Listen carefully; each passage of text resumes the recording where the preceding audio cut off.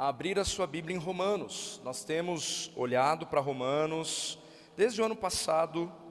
Nós temos olhado para esta carta do apóstolo Paulo aos irmãos que se reuniam ali em Roma. Então, Romanos, capítulo 14, nós já estamos aí, essa é a terceira pregação que nós teremos apenas no capítulo 14 da carta de Paulo aos Romanos.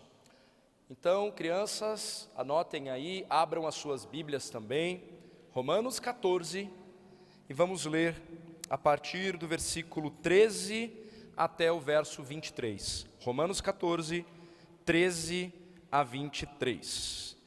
Diz assim a palavra do nosso Deus: Não nos julguemos mais uns aos outros.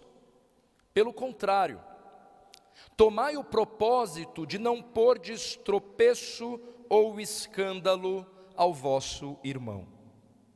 Eu sei e estou persuadido no Senhor Jesus de que nenhuma coisa é de si mesma impura, salvo para aquele que assim a considera. Para esse é impura. Se por causa de comida o teu irmão se entristece, já não andas segundo o amor fraternal. Por causa da tua comida, não faças perecer aquele a favor de quem Cristo morreu. Não seja, pois, vituperado o vosso bem, porque o reino de Deus não é comida nem bebida, mas justiça e paz e alegria no Espírito Santo. Aquele que deste modo serve a Cristo é agradável a Deus e aprovado pelos homens. Assim, pois, seguimos as coisas da paz e também as da edificação de uns para com os outros. Não destruas a obra de Deus por causa da comida. Todas as coisas, na verdade, são limpas, mas é mal para o homem o comer com escândalo. É bom não comer carne, nem beber vinho, nem fazer qualquer outra coisa com que teu irmão venha a tropeçar, ou se ofender, ou se enfraquecer. A fé que tens, tem-na para ti mesmo perante Deus. Bem-aventurado é aquele que não se condena naquilo que aprova.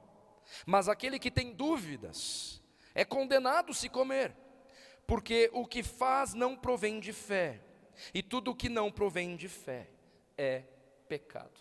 Oremos mais uma vez. Senhor, mais uma vez, a Tua palavra acabou de ser lida, e nós clamamos pela intervenção do Teu Espírito Santo, que habita em nós, para que Ele nos ilumine o entendimento, para compreendermos esta palavra, e aceitarmos em obediência aquilo que o Senhor tem para nós.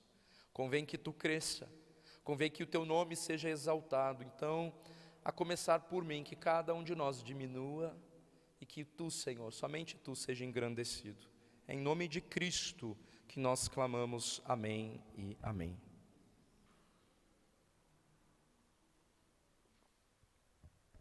Meus irmãos, a primeira parte do versículo 13, que nós acabamos de ler aqui, resume o que o apóstolo Paulo tratou nos versículos 1 até o 12 deste mesmo capítulo aqui, o capítulo 14. A primeira parte do versículo 13 diz o quê? Não nos julguemos mais uns aos outros. Essa primeira parte, então, é um resumo desses primeiros 12 versículos que nós já passamos por eles. Por quê? Porque Paulo, ele já deixou claro que tanto o cristão dito forte, quanto o cristão chamado aqui de fraco por ele, devem parar de julgar um ao outro. Pois Deus aceitou cada um deles, e é Ele o único dono de todos eles. Depois você pode assistir, se ainda não assistiu, a pregação de 14, Romanos 14, aí dos versos 1 até o 12. Tem duas pregações antes dessa. Você pode perceber aí que como que Paulo tratou a respeito do fraco, a respeito do forte, e ele não deixa de continuar tratando com cada um desses no texto que nós lemos hoje. O Senhor os redimiu, tanto fracos quanto fortes, e não há nenhum outro Senhor a quem eles devam prestar contas. É por isso que nenhum de nós pode se colocar como juiz sobre a vida do outro, o que não significa que nós não devemos discernir a verdade bíblica e nos exortarmos biblicamente à luz das Escrituras. O relacionamento entre os irmãos é a ênfase do capítulo 14. São citados, como eu já mencionei, fortes e fracos. E a exortação cabe a cada um destes grupos. Isso tem a ver com maturidade espiritual, e cada um de nós está no nível dessa maturidade espiritual. Há novos convertidos que ainda estão ali conhecendo e dando os primeiros passos no que se refere à fé, que talvez poderiam estar embarcados nestes ainda fracos. Há outros já mais amadurecidos que talvez se enquadram aí nesses ditos fortes. No contexto aqui da igreja de Roma, a junção de judeus e gentios, nós sabemos que é uma igreja mista, porque tinha gente de origem judaica e tinha gente que não era, fazia com que diferenças de costumes, e especialmente sobre a questão da comida, fosse uma distinção marcante entre eles. Um pensava que podia comer alguma coisa, outro pensava que não, e cada um, eles estavam ali numa briga ferrenha, nem tanto velada assim, e um julgando outros. Um se julgava superior, o outro condenava, e aí vocês já viram a bagunça que estava ali aquela igreja. Em nossos dias, nós não vemos um tipo de discussão como essa, como uma grande questão, especialmente aqui no nosso contexto. Ninguém está discutindo, se pode comer, se não pode comer alguma coisa. Mas fato que naquele contexto, aqui de Romanos, os fortes eram aqueles que entendiam que a nova condição em Cristo os permitia comer todo tipo de alimento. Enquanto que os fracos, eles são reconhecidos aqui como aqueles que entendiam que, em virtude da sua nova condição em Cristo, eles não deveriam comer determinados tipos de alimentos, em virtude do risco de tais alimentos estarem cerimonialmente impuros. Então, para não correr este risco, eles, é melhor nem comer, a gente não sabe a procedência.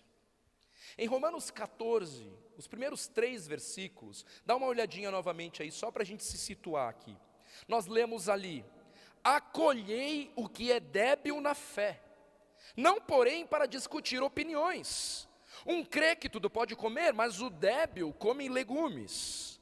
Quem come não despreze o que não come, e o que não come, não julgue o que come, porque Deus o acolheu.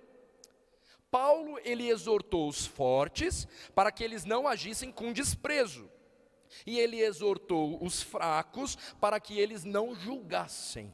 Então nós vimos, e mais uma vez precisamos relembrar, desprezo e julgamento não devem fazer parte do dia a dia da igreja do Senhor Jesus Cristo, ainda mais na relação para uns com os outros, na relação que temos de irmãos uns com os outros. Então nós aprendemos também que crentes maduros e imaturos, eles sempre farão parte da realidade da igreja até que Jesus volte. Essa é uma realidade que eu e você vamos ter que lidar. Até porque novos convertidos espera-se que se tenha a cada dia. Mas é claro que os fracos, vamos dizer assim, mais imaturos, não está restrito apenas a um novo convertido. Porque alguém que não tenha talvez sido devidamente discipulado, aparado, talvez por mais anos de fé e salvos que são, ainda permanece numa imaturidade espiritual. Então isso ocorre. E o que nós aprendemos desse texto, do capítulo 14, é que essa realidade, ela vai ser sempre uma realidade mesmo, até que Jesus volte. Então, até que o nosso Senhor volte, Crentes maduros, eles possuem então uma bagagem mais fortalecida. São esses fortes, que conseguem discernir com mais facilidade, talvez, vamos dizer assim, o que realmente importa no que se refere ao reino de Deus. ele não se perde em pecuinhas, em coisinhas, em detalhes. E já os crentes imaturos, talvez ainda carecem de certo entendimento. Aqui neste grupo, é possível encontrar então novos convertidos, como eu falei, e outros que, no passar dos anos, não receberam talvez um discipulado apropriado, como eu também já mencionei. Fato é que ambos, fracos e fortes, não importa, eles compõem a igreja do Senhor Jesus Cristo. E aí é que nós não podemos nos colocar como juízes sobre a vida uns dos outros. Então, nem desprezo e nem julgamento, isso não cabe a nós. Então, Paulo faz um alerta: se você está em Cristo, você precisa levar em consideração o próximo. Se você pertence à igreja do Senhor Jesus Cristo, você precisa orar para o que nós cantamos aqui nesta noite se torne uma realidade na sua vida. Amar o teu irmão com um coração igual ao do Senhor, com a capacidade que só o Espírito Santo pode nos dar, de olhar e olhar com os olhos que Deus dá. Porque os nossos olhos carnais é insuficiente para perdoar com o perdão que vem da parte de Deus e para amar com um amor que vem da parte de Deus.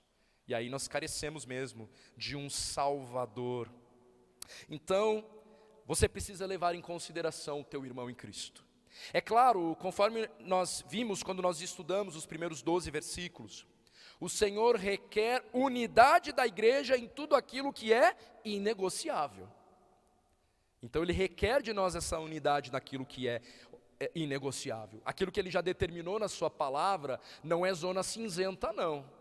Todos nós precisamos nos dobrar. E aí então, quando exortados biblicamente, eu deixo a minha opinião de lado e me dobro diante da palavra de Deus humildemente. Então não há espaço neste sentido para posicionamentos pessoais, quando a palavra nos orienta de forma direta, objetiva e clara. Mas há, como nós já vimos, questões secundárias, questões que dão margem para diferentes pensamentos, especialmente quando nós pensamos em costumes, ao jeito de se fazer determinada coisa, ao que Paulo nos lembra que há, sim, liberdade. Nós podemos viver nessa liberdade, com respeito, com amor. No entanto, uma liberdade que nunca perde de vista a glória de Deus. Ou seja, a liberdade cristã que Cristo nos proporcionou não é uma licença para fazer o que quiser. Não é uma licença para você fazer o que você bem entender. Na verdade, ser livre em Cristo tem a ver, e abre bem os teus ouvidos aí agora, ser livre em Cristo tem a ver com poder não fazer o que tem o direito de fazer por um objetivo maior. Essa é a verdadeira liberdade que Deus nos deu.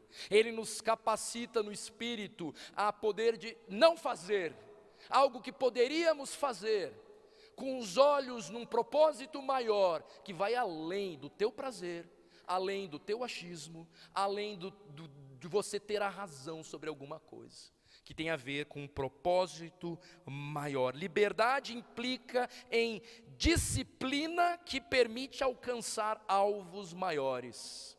Essa é a liberdade que temos em Cristo, que tem a ver com a glória do nome dele. E é justamente isso que Paulo enfatiza no texto de hoje. Ele está falando para uma igreja composta por fortes e fracos, maduros e imaturos, e ele está convocando a todos para considerar o próximo. E aí, se nós lembrarmos do que Paulo fala aos Filipenses, e em breve nós já estamos chegando, né? Hoje de manhã nós vimos isso. Se você não assistiu, nosso devocional está lá no nosso canal no YouTube, em Filipenses, já no capítulo 2, e ali no capítulo 2 mesmo, versos 2 a 4, Paulo, e nós vimos isso um pouquinho essa manhã, esses versículos de Filipenses 2-4 nos permite compreender o que significa essa convocação que Paulo está fazendo aqui em Romanos 14, que ele está nos convocando a considerarmos o próximo. Ele diz em Filipenses 2:2-4, completai a minha alegria, de modo que penseis a mesma coisa, tenhais o mesmo amor, sejam unidos de alma, tendo o mesmo sentimento. Nada façais por partidarismo ou vanglória, mas por humildade, considerando cada um os outros superiores a si mesmo. Não tenha cada um em vista o que é propriamente seu, senão também cada qual o que é dos outros. Liberdade em Cristo tem a ver com agir com os olhos em um propósito maior.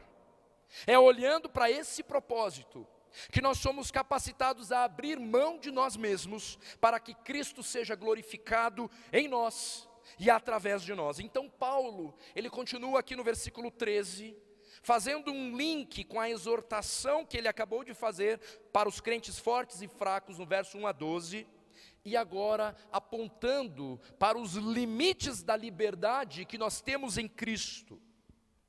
Sendo assim, então, hoje nós vamos aprender que a liberdade que vem de Cristo, ela é limitada pelo amor. O crente aprende a renunciar para que o irmão possa avançar. A ideia central desta mensagem é esta, eu vou repetir. A liberdade que vem de Cristo, ela é limitada pelo amor. O crente, eu e você, ele aprende a renunciar para que o irmão, ele possa avançar, ele possa crescer, ele possa amadurecer. E eu vou caminhar com vocês aqui, como que esta verdade se dá, como que isso se dá na prática. E o primeiro ponto então da nossa mensagem, em resposta a isso, a como que essa liberdade que vem de Cristo é limitada pelo amor, a como que eu e você precisamos aprender a renunciar para que o cristão possa, para que o nosso irmão avance, cresça, amadureça. E aí então, de forma prática, eu e você, o cristão, primeiro ponto, tem como alvo de vida o não ser pedra de tropeço. O cristão tem como alvo de vida o não ser pedra de tropeço. Então o versículo 13, não nos julguemos mais uns aos outros, pelo contrário, tomai o propósito de não pôr de tropeço ou escândalo ao vosso irmão. Paulo faz uma convocação aqui, tenha como propósito de vida não colocar tropeço ou escândalo diante do teu irmão. Mesmo que você saiba que esteja certo, e na crise que a igreja de Roma aqui enfrentava em relação a essa questão da comida, Paulo ele afirma que os que comiam, na verdade eles não estavam errados, porque olha aí no verso 14, do capítulo 14, o que Paulo está dizendo? Eu sei, e eu estou persuadido no Senhor Jesus, de que nenhuma coisa é de si mesmo impura. Ou seja, Paulo ele se coloca como maduro aqui nessa história, como forte, e inclusive no versículo 1 do capítulo 15, que nós ainda veremos, mas olha ali, dá uma olhadinha no versículo 1 do capítulo 15, Paulo fala, ele afirma justamente isso, nós que somos fortes, devemos suportar as debilidades dos fracos e não agradar-nos a nós mesmos. Mas, mesmo concordando com os fortes, ele mesmo se coloca nesse grupo como um forte, que vê que não tem problema nenhum em comer aquelas carnes todas ali, que essa era a dúvida deles, né? Se podia ou não podia comer a carne contaminada, né? Será que essa carne foi consagrada aos ídolos ou não? Paulo sabia que não faria diferença alguma, não faria mal algum, mas mesmo sabendo disso, ele convoca cada um desses ditos fortes aqui, a se posicionarem de um modo que o fraco não caia. Então, no caso, o alimento em si não era impuro, Mas para alguns cuja consciência ainda era imatura, comer algum alimento que considerassem impuro, mesmo não sendo, mas só pelo fato deles considerarem, para esses poderia ser uma pedra de tropeço, porque eles estariam fazendo algo contra a sua própria consciência. Eles estariam fazendo algo que, até Paulo está dizendo, não é pecado, mas por pensarem que era pecado, aquilo para eles, quando eles realizassem aquilo, poderia ser uma pedra de tropeço, por falta de discernimento espiritual. Então o apóstolo Paulo exorta os irmãos, aqui, os irmãos fortes aqui, para que estes irmãos abram mão do seu direito, da sua liberdade que eles tinham de comer qualquer carne, para que o fraco não fosse escandalizado. É nesse sentido então, a liberdade que vem de Cristo, ela é limitada pelo amor. O crente aprende a renunciar, para que o irmão possa avançar. Então, para que o fraco possa ter a oportunidade de se apegar a Cristo e amadurecer espiritualmente, às vezes, o forte, o mais maduro, com sabedoria, sem negociar os princípios das Escrituras, porque não se trata disso. O que é inegociável é inegociável. Ele deve dar um passo para trás, respirar fundo e entender, bom, vai chegar um dia que esse meu irmão vai compreender que isso aqui é uma questão ainda tão trivial. No momento vou orar para que isso aconteça, mas vou me privar para que ele tenha a oportunidade de crescer e de amadurecer. Agora é claro, no que é inegociável, no que aquilo que Deus já esclareceu para nós de forma objetiva, nós temos o dever de nos posicionarmos como cristãos, sem negociar a verdade bíblica, doa quem doer, porque o que está em jogo é a palavra do nosso Deus. Agora tudo isso, todo o posicionamento, com firmeza e amor que vem da palavra de Deus. Então a carta de Paulo aos Coríntios, meus irmãos, ela nos serve de modelo ao princípio que Paulo está destacando aqui. Abra sua Bíblia, por favor, em 1 Coríntios capítulo 8, primeira carta aos Coríntios, capítulo 8. Eu peço para você abrir, porque eu vou ler aqui agora os primeiros 13 versículos de 1 Coríntios 8, 1 a 13, e importa que você perceba esse princípio que Paulo está estabelecendo aqui para o forte. 1 Coríntios 8, a partir do verso 1, diz assim: no que se refere às coisas sacrificadas a ídolos, reconhecemos que todos somos senhores do saber. O saber ensoberbece, mas o amor edifica. Se alguém julga saber alguma coisa, com efeito, não aprendeu ainda como convém saber. Mas se alguém ama a Deus, esse é conhecido por ele. No tocante à comida sacrificada a ídolos, sabemos que o ídolo de si mesmo nada é no mundo, e não há senão um só Deus. Porque ainda que há também alguns que se chamam deuses, quer nos céus ou sobre a terra, como há muitos deuses e muitos senhores, versículo 6, todavia, para nós há um só Deus, o Pai, de quem são todas as coisas, para quem existimos, e um só Senhor, Jesus Cristo, pelo qual são todas as coisas, e nós também por Ele.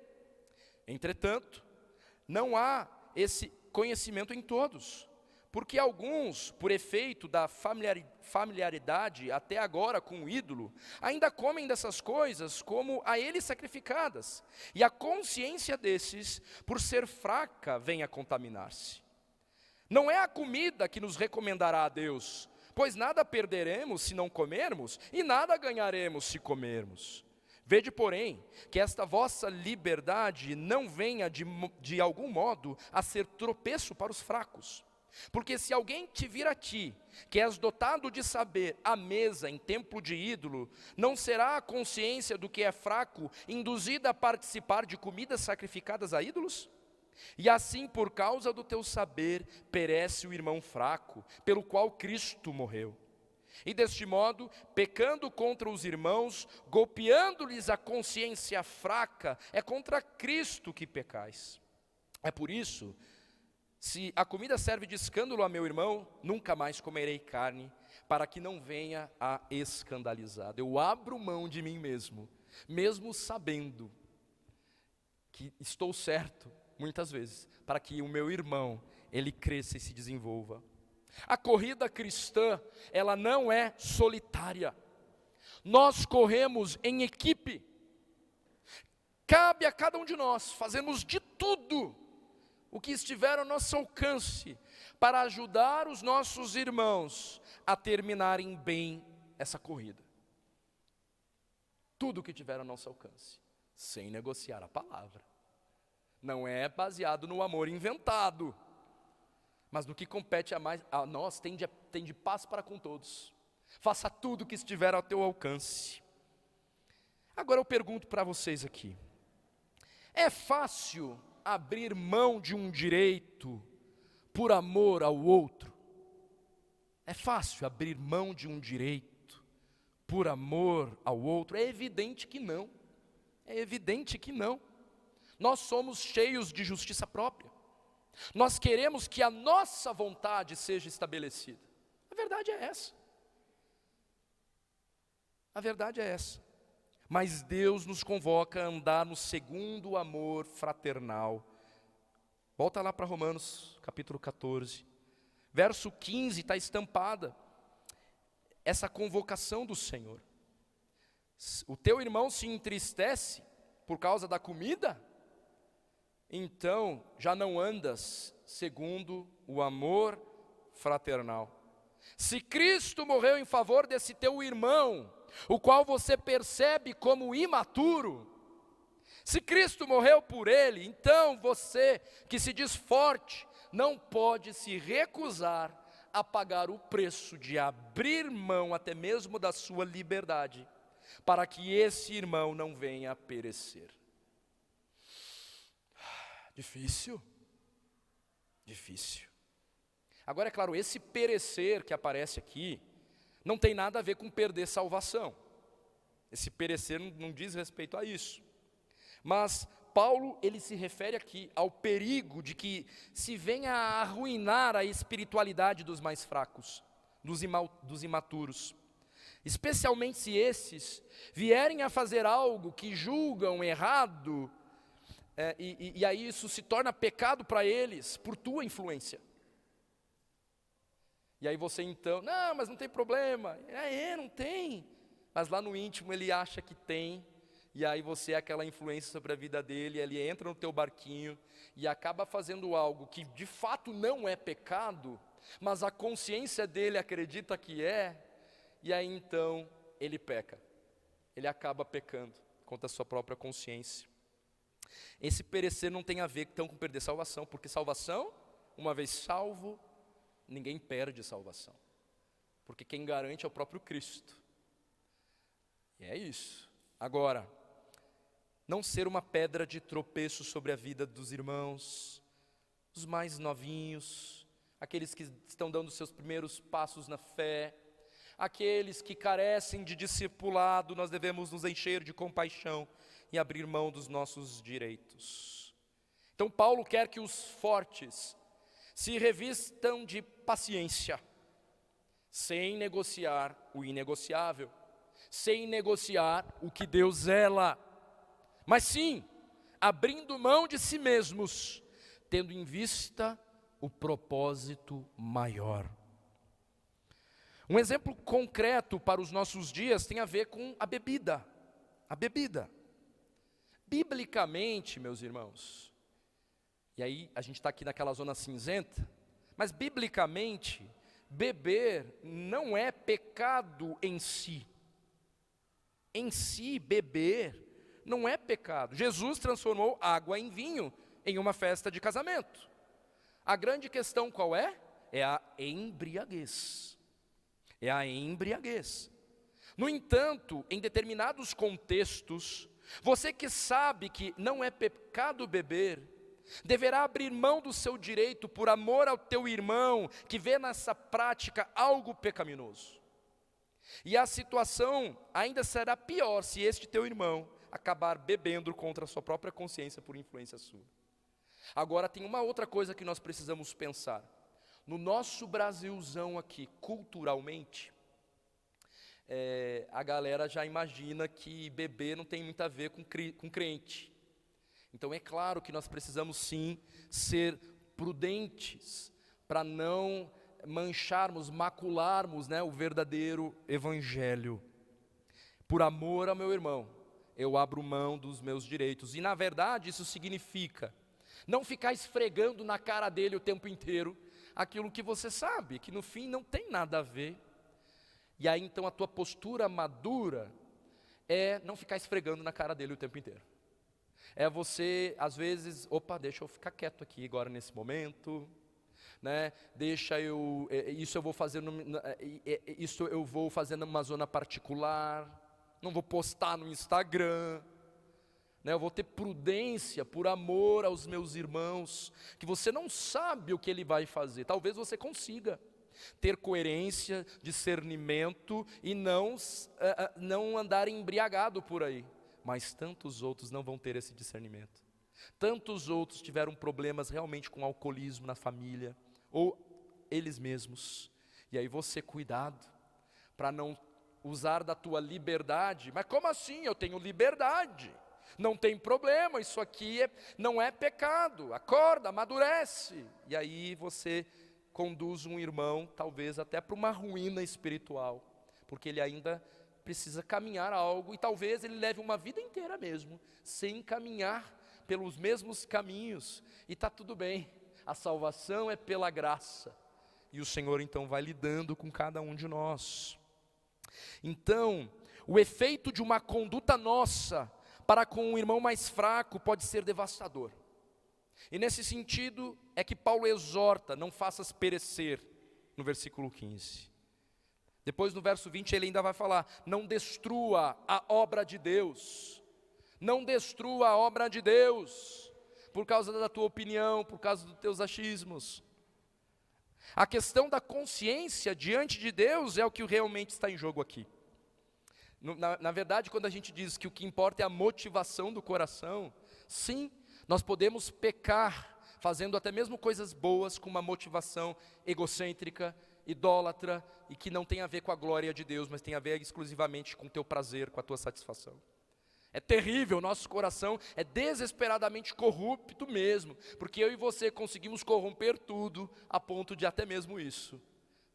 Fazer coisas boas, mas com uma motivação de coração totalmente manchada, maculada, que Deus quando olha, e assim é a lógica, quando Deus olha para as obras dos ímpios, que aos nossos olhos, elas são até, olha que boa conduta, mas para Deus é como um trapo de imundícia, porque a motivação do coração não tem a ver com a glória do seu nome todo santo, todo justo.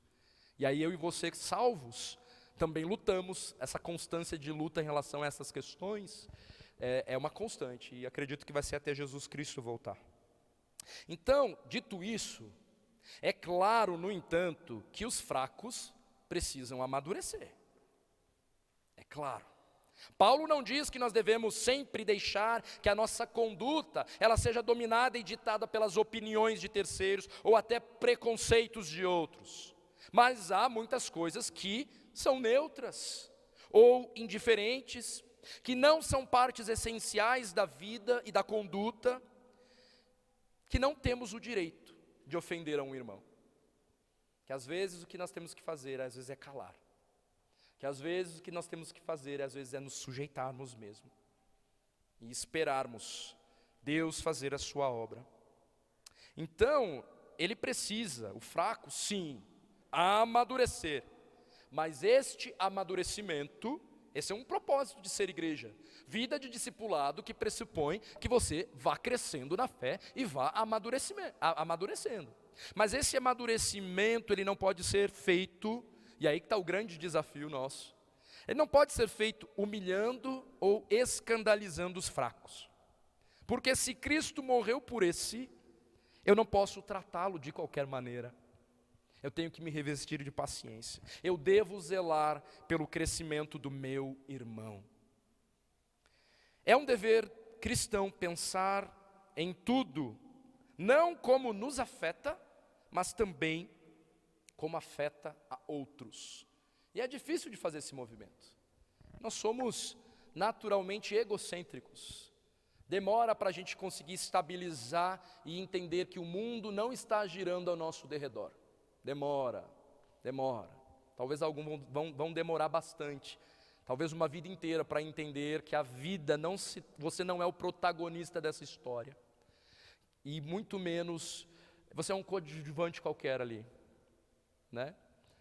O protagonista é Cristo, tudo diz respeito a Ele. Então o teu casamento precisa apontar para Ele, o teu trabalho precisa apontar para Ele, esta igreja, Ele precisa estar no centro, é tudo por Ele, para Ele. Então, o Senhor requer de nós uma atitude assim, como precisamos de um Salvador. A liberdade que vem de Cristo, ela é limitada pelo amor. O crente aprende a renunciar para que o irmão possa avançar. E como que isso se dá na prática? Primeiro, como nós acabamos de ver, tendo como alvo de vida o não ser pedra de tropeço. E agora nós chegamos no segundo ponto da nossa mensagem. O cristão tem como base de vida o reino de Deus, e este é o alvo maior. O fundamento teológico que Paulo ele está argumentando aqui no que ele vem a dizer, a base da sua exortação está nos versículos 17 e 18. Porque o reino de Deus não é comida nem bebida, mas justiça e paz e alegria no Espírito Santo. Aquele que deste modo serve a Cristo é agradável a Deus e aprovado pelos homens. O propósito maior, o alvo maior pelo qual eu e você, nós somos chamados a nos mover, tem a ver com Cristo, com o reino de Deus. O reino de Deus, meus irmãos, implica servir a Deus e servir aos outros. E nesse caso, servir ao fraco na fé, por meio da imposição de limites à nossa própria liberdade. O reino de Deus, ele não pode ser confundido com religiosidade, com o que é externo. E aí ele diz, não é comida, não é bebida, não se trata de forma, mas no contexto. O reino de Deus é uma questão de relacionamentos eternos.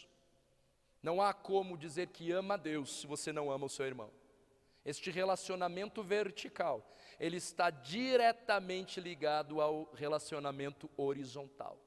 Não venha dizer que ama a Deus se você despreza e julga o seu irmão em Cristo. Então, reino de Deus, relacionamento, uma questão de relacionamentos eternos, relacionamentos acima de direitos. Paulo aos Coríntios, ele vai apontar para esse alvo maior, com base para uma vida dominada pelo amor, com domínio próprio. Em 1 Coríntios 9, 25, 27, nós vamos ler assim: todo atleta, ele está fazendo um exemplo aqui, está trazendo um exemplo. Todo atleta em tudo se domina. Aqueles para alcançar uma coroa corruptível, ele tem que treinar, ele tem que comer bem, ele tem que vencer os seus limites, com o objetivo de conquistar uma coroa corruptível, que vai passar. Que não sei se vocês viram atletas mostrando as medalhas, algumas já todas estranhas assim, corruptível. Nós, porém, a incorruptível. Aí ele continua: assim corro também eu, não sem meta, com propósito. Assim luto, não como desferindo golpes no ar como um doido, mas eu esmurro o meu corpo e o reduzo à escravidão, para que, tendo pregado a outros, não venha eu mesmo a ser desqualificado. Eu estou pregando, mas eu estou me esmurrando aqui a mim mesmo, para que eu consiga abrir mão dos meus direitos, para que o meu irmãozinho, ele possa se desenvolver e crescer e amadurecer. Então importa colocar os olhos em algo maior do que os teus direitos, em algo maior do que a tua honra, em algo maior. E é difícil demais, porque nós somos cheios de nós mesmos, orgulhosos, e queremos defender a nossa honra a todo custo. Mas somos chamados para abrir mão de nós mesmos como filhos de Deus. E aí sim nos posicionarmos para honrar a Deus em todas as coisas. Não negociando o inegociável, mas abrindo mão de tudo aquilo que é negociável. Pelo menos por um período, ou enquanto eu estou ali com convívio com aquele irmão, não ficando esfregando na cara dele o tempo inteiro, que ele é imaturo, né? E aí então eu começo a julgar, desprezá-lo. Somos convocados a viver guiados pelo princípio do amor. Quanto a isso, um teólogo, Barclay, ele afirma, e eu vou abrir aspas aqui se os irmãos me permitem, ele diz assim: se fizermos isto o quê? Se o princípio do amor nos guiar, se fizermos isto, nosso guia na vida será pensar não tanto em nossos supostos direitos e fazer o que quisermos, mas em nossas responsabilidades para com os outros. Não temos direito a afligir a consciência de outro nas coisas que realmente não importam. A liberdade cristã nunca deve ser usada como uma desculpa para atropelar os sentimentos genuínos de outros. Nenhum prazer é tão importante que justifique o ofender e angustiar e até causar a ruína de outros. Ser guiado pelo amor consiste em você entender que você vai ter que abrir mão dos teus supostos direitos, muitas vezes. Na maratona cristã, então, o nosso foco está no reino de Deus. Esse é o alvo maior. E o seu avanço não deveria ser, ou não deveria estar, em questões insignificantes e externas, não em direitos pessoais, preferências. O foco está, como nos aponta o verso 17, na justiça, na paz e na alegria no Espírito Santo. Aquele que serve a Cristo deste modo, não é o que o texto está dizendo ali, verso 18, a continuidade do verso 17, aquele que deste modo serve a Cristo, que modo? Firmado na base correta, no que Deus valoriza, no que Deus aponta como sendo o seu reino, ou seja, que serve guiado pelo Espírito Santo, na justiça, na paz e na alegria do Espírito. Esse é agradável a Deus e é aprovado pelos homens. Versículo 18. Os princípios do reino dos céus, eles são contrários ao egoísmo. Justiça, paz, alegria do Espírito Santo, contrários ao egoísmo. Um dos grandes perigos da caminhada cristã é nos deixarmos absorver e nos interessarmos tantos pelas particularidades e pelos detalhes que nos esquecemos do todo. Como bem lembrado por um outro irmão que eu estava lendo aqui, estudioso, nós temos que ter o cuidado de não esquecer a floresta por causa das árvores. Há um propósito maior. Muitas vezes eu e você, nós estamos nos perdendo numa árvore, num detalhe, esquecendo que você está diante da floresta amazônica, de uma beleza exuberante, porque quem está fazendo é o próprio Deus. E no contexto de uma igreja local, Deus comprou a cada um de nós com o propósito de glorificar o seu nome.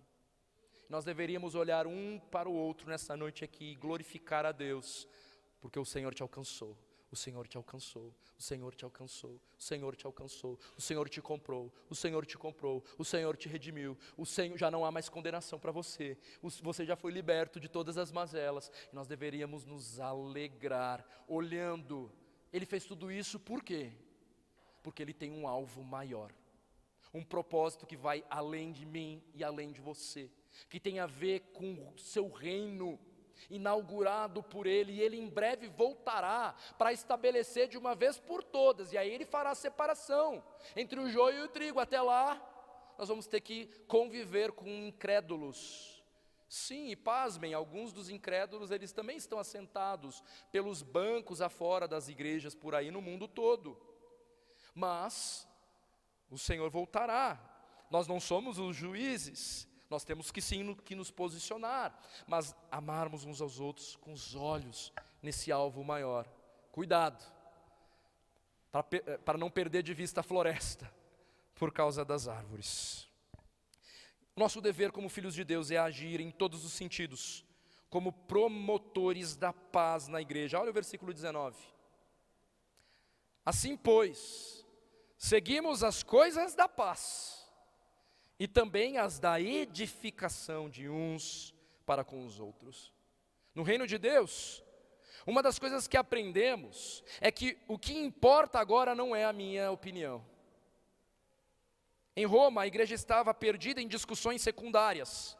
Quem entrasse naquela igreja pensaria que o reino de Deus era de fato muito pequenininho, reduzido a uma questão de se você come ou não come, bebe ou não bebe. Mas o reino de Deus é mais do que isso. Não se percam em questões secundárias, se apeguem ao que realmente importa, a glória de Deus, revelada por meio da unidade da igreja. E Paulo, ele estava dizendo para aquela igreja, que em Cristo, eles pertenciam a um novo reino, um reino que se move por razões eternas, e que portanto, eles não deveriam estar julgando ou desprezando uns aos outros, por questões que no fim das contas, acabavam por dividi-los, de tal forma que os que estavam de fora, acabavam falando mal deles. É por isso que tem ali, versículo, que ele vai falar para não ser vituperado, 16, não seja pois vituperado o vosso bem, as tuas boas intenções, a tua liberdade, daqui a pouco está causando tamanha divisão dentro da igreja, que os de fora estão falando mal de vocês. Olha lá o que está acontecendo na Betel. No caso, olha lá o que está acontecendo na igreja de Roma. O reino de Deus parece que é uma coisa meio que quem come é, quem não come não é. Não, aí Paulo está falando, não é comida nem bebida, é justiça, paz, alegria. Acordem, amem-se uns aos outros, porque vocês estão se perdendo aí nas pecuinhas, ao invés de olhar para o que realmente importa. Então sim, não negociem, como eu mesmo já alertei vocês, porque lembram daquele episódio em que ele fala, como é que vocês estão deixando esse camarada com a madrasta aí? Peraí, nenhum mundo tolera isso, manda embora, agora. Aí depois ele se arrepende, e aí Paulo até fala, gente, ele se arrependeu, manda trazer, traz, acolhe. Essa é a dinâmica, que não negocia os princípios daquilo que é inegociável. Ama biblicamente, ama da maneira correta. Esse é o alerta de Paulo para aquela igreja ali. Que tipo de impressão nós estamos dando do reino de Deus? Quando o não cristão olha para você, meu irmão, que tipo de impressão ele tem sobre o que é ser cristão? Ele olha para você, você já disse que você é um cristão. Se ele tivesse que definir o que é ser um cristão com base na sua vida, o que ele responderia? Ou sobre o que é o cristianismo, qual seria a resposta dele? Eu sei que não pode isso, não pode aquilo outro, não pode não sei mais o que, papapá. Ele daria uma lista de não podes. Ou talvez também teria outro lado. Não sei não, porque com relação à modéstia, eu sou melhor do que esse camarada que está dizendo que ele é cristão. Qual é a impressão? Nós não podemos transmitir a ideia de que ser cristão é apenas alguém que não bebe, que não fuma, que cada um então examine-se a si mesmo. E veja o tipo de testemunho que tem dado quanto à natureza do reino de Deus. Além disso, nós precisamos colocar os olhos naquilo que nos faz um. E em todas as questões, ser um agente da paz e da edificação, seguindo o caminho proposto por Deus. A liberdade que vem de Cristo é limitada pelo amor. Então, como que isso se dá? Primeiro, devemos ter como alvo de vida não ser pedra de tropeço. E segundo, o que nos capacitará a nos posicionarmos assim é a compreensão de que nós pertencemos ao reino de Deus, e que, portanto, nós temos o dever de abandonarmos até mesmo os nossos direitos, para que o propósito maior seja estabelecido na vida do meu irmão e na edificação da igreja e sobre toda a face da terra. E por fim, o terceiro ponto da nossa mensagem, ele se comunica com os dois primeiros. Nessa dinâmica de renúncia dos meus direitos, com base no amor, com os olhos no reino de Deus, o cristão, ele encontra na moderação, no domínio próprio, a marca da liberdade que ele tem em Cristo. Para o forte significa que mesmo diante das suas convicções sobre a liberdade em Cristo, ele não faz disso um show. Ele não sai por aí esfregando na cara de alguém que tem uma outra compreensão. Inclusive no versículo 22, olha o que ele fala ali. A fé que você tem, forte, a fé que tens, tenha para ti mesmo perante Deus. Bem-aventurado é aquele que não se condena naquilo que aprova. Então, ok, vai ali, não precisa fazer um show, não precisa mostrar que você é mais elevado espiritualmente do que o outro que tem um entendimento que você julga como imaturo. A fé que tens, tenha para ti mesmo perante Deus. O cristão forte limita a sua liberdade pelo amor. Domínio próprio, moderação é o que Deus espera de nós. Uma fé madura é uma fé sacrificial, que exerce domínio próprio. Nos preocupamos com o nosso irmão, para que ele não venha agir contra a sua própria consciência, porque tudo que não provém da fé, tudo que não provém de fé é pecado. Por outro lado, a instrução com amor e respeito, ela não é deixada de lado. Não dá. A gente vai perder a razão de ser da igreja também. Paulo deixou claro que o comer não era por si só pecado. A instrução, ela está contida aqui nesse texto. Ele está exortando os fortes, mas ele está deixando claro para os fracos. Comer não é pecado. Mas, muita cautela aqui. O viver em comunidade como igreja requer a humildade de considerar o outro superior. Requer a humildade de suspeitar de si mesmo sobre quais têm sido as minhas prioridades. Eu estou focado no que Deus ama, no que Deus zela? Ou eu estou me perdendo em questões secundárias? Deus deseja que eu amadureça? Certamente que sim. Se faz necessário humildade para abrir mão dos seus pressupostos e reconsiderar os teus posicionamentos à luz das Escrituras. Cada questão que tem te perturbado, você precisa considerar os teus pressupostos à luz das Escrituras. E encontrando incoerência, abandoná-los, deixá-los. Não porque homens estão falando, mas porque o teu Senhor estabeleceu na sua palavra o modo como você deveria viver e como você deveria se posicionar. E também se faz necessário sabedoria e paciência para entender que Deus começou uma obra em cada um de nós, os que estamos em Cristo, e Ele a seu tempo, Ele completará essa obra. E o mesmo Ele também está fazendo no que se refere ao aperfeiçoamento da sua igreja. Não tenha dúvidas disso. Então, meus irmãos, será que você está disposto a abrir mão do que é seu direito, para que Cristo seja glorificado na vida de outro irmão? Onde você precisa aplicar moderação, amor e renúncia. É isso que esse texto nos convida a pensar, a refletir. É desta maneira que esse texto nos confronta. É um chamado ao amor, é um chamado a considerar o reino de Deus como prioridade nas nossas vidas e andarmos com os olhos num alvo maior do que nós mesmos. Que assim seja. Vamos orar. Poderoso Deus, a Tua palavra é viva. Ó Senhor, nós clamamos, porque Tu és o justo juiz. Nós não queremos nos colocar como juízes sobre a vida dos nossos irmãos. Nós não queremos, Deus, tampouco desprezar o nosso irmão. Derrama sobre nós da capacidade do Teu Espírito de nos movermos, guiado pelo Teu Espírito Santo, abrindo mão dos nossos achismos, das nossas opiniões, nos humilhando diante de Ti, diante dos homens, naquilo que estamos em desacordo com o que o Senhor claramente expressa na Tua palavra. Que o Senhor abra o nosso entendimento, para que nós sejamos de fato um instrumento nas Tuas mãos para edificação e para a paz no seio da Tua igreja. Convém que Tu cresça e que cada um de nós diminua.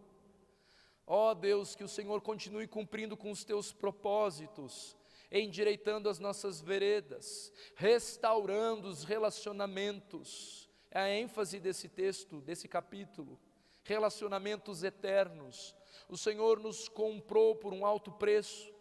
Tu, Senhor Jesus, orou por nós clamando, para que nós fôssemos um, para que o mundo reconhecesse que Tu és o Messias, que nós possamos dar bom testemunho, que ao olharem para nós, eles possam ver que apesar de nós e das nossas diferenças, o Teu nome aqui é glorificado, é exaltado, porque cada um de nós se dobra diante de Ti e se humilha diante da Tua poderosa mão, porque queremos Te honrar e Te glorificar e Te exaltar. Nos ajude a termos paciência com aquele irmãozinho que precisa de discipulado, que precisa de cuidado, que precisa de amor, que às vezes até está incapaz de ver. Mas também, Deus, que o Senhor desperte em cada um de nós o desejo de ter mais de Ti, de ser tocado pelo Teu Espírito Santo, de guardar os Teus mandamentos, de Te obedecer. Toca, Pai, cada um de nós, desperta em nós este anseio por aprender mais de Ti, por aprender mais da Tua palavra, porque certamente assim, fortes ou fracos, nós iremos experimentar dos presentes que o Senhor tem para nós. O Senhor não nos comprou para nos deixarmos de qualquer jeito, de qualquer maneira. O Senhor nos redimiu e nos salvou com o propósito de nos transformarmos dia após dia para o louvor da Tua glória.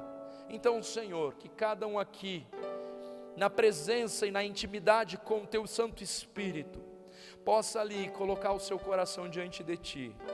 E então, quando o Senhor, com a Tua voz suave, porque o Senhor é esse Deus que nos convence do pecado com clareza no nosso íntimo, que nós possamos não resistir à voz do Teu Espírito Santo.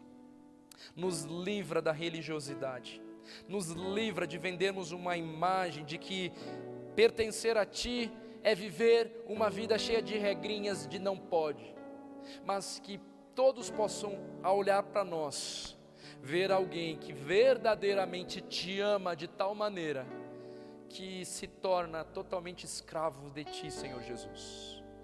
Nós somos Teus escravos, o Senhor nos comprou. Então, Senhor, o Senhor manda e nós obedecemos.